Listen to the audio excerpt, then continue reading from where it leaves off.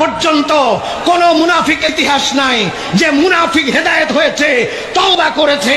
সকল মুনাফিক গৌরবের সাথে জাহান্নামে গিয়েছে। আজকে নামাজ দেখে ভুলে গেলে চলবে না, লম্বা দাড়ি দেখে ভুলে গেলে চলবে না, টুপি দেখে ভুলে গেলে চলবে না, পীরগিরি দেখে ভুলে গেলে চলবে না, কান্দা দেখে ভুলে গেলে চলবে না। আর একটা জিনিস মনে রাখতে হবে, দাড়ি টুপি পাগড়ি তাহাজ্জুদ যতই থাক না কেন, ইশকে রাসূল আর রাসূলের আদব যদি কলিজায় না থাকে, খোদার কসম মরার আগে মালাউন বেঈমান হয়ে মারা যাবে। আর যেই ব্যক্তির কলিজায় হুব্বে রাসূল আছে, যেই ব্যক্তির কলিজায় নবী পাকের আদব আছে, আজকে সে মদখোর থাকতে পারে, আজকে সে পাপাচার থাকতে পারে, কিন্তু আল্লাহর নবীর বদৌলতে, নবীর ইশকের বদৌলতে মৃত্যুর আগে আল্লাহ তাকে জান্নাতি বানাইয়া কবরে নেবেন। লক্ষ লক্ষ প্রমাণ পৃথিবীতে রয়ে গেছে। নবী পাক সাল্লাল্লাহু আলাইহি ওয়াসাল্লাম বলেছেন, আমি ভয় পাই না আমার উম্মত শিরক করবে, কিন্তু আমি ভয় পাই আমার উম্মত আমাকে বাজে কথা বলবে, কষ্টদায়ক কথা বলবে। সেটা প্রতীয়মান হলো সেই দিন আব্দুল্লাহ ইবনে উবাই ইবনে সালুলের নায়েবে আমির আব্দুল্লাহ ইবনে যুলখুয়াইসারা হুনাইনের যুদ্ধের সময় রাসূলুল্লাহকে লক্ষ্য করে বলেছিলেন, এতগুলো স্বর্ণ আপনার আত্মীয়কে দিয়ে দিলেন, আমরা কেউ পেলাম না। ইত্তাকিল্লাহ ইয়া রাসূলুল্লাহ মা আনসাফতা, আপনি আল্লাহকে ভয় করেন ইয়া রাসূল, আপনি ইনসাফ করেন নাই। হযরত ওমর বললেন, এযাল্লি ইয়া রাসূলুল্লাহ আন উকতালা উনুকাহু, আমাকে হুকুম দেন আমি মালাউনের গর্দান ফেলে দেব।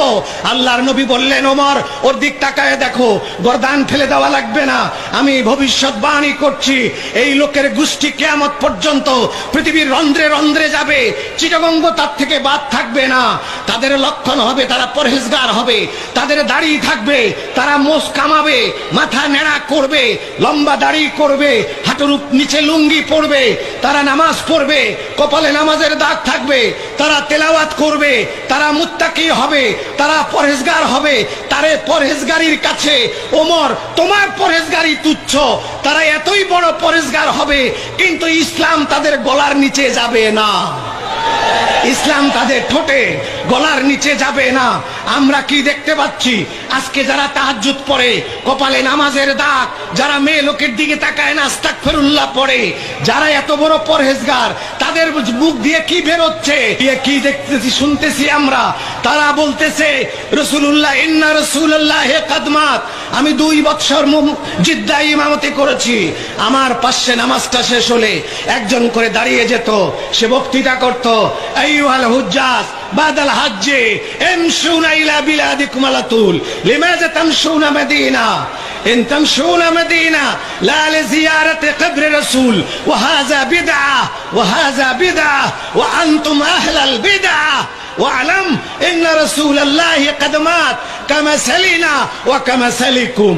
তারা বলতো, এই হাজিরা, হজের পরে সোজা দেশে যাবা, মদিনা যাও, কি খাবার? যদি মদিনা যেতে হয় রাসূলুল্লাহর কবর জিয়ারতে যাবা না, ওইটা বেদাত, তোমরা বেদাতের গোষ্ঠী, সুতরাং রাসূলের কবর জিয়ারতে যাবা না। মসজিদে নববী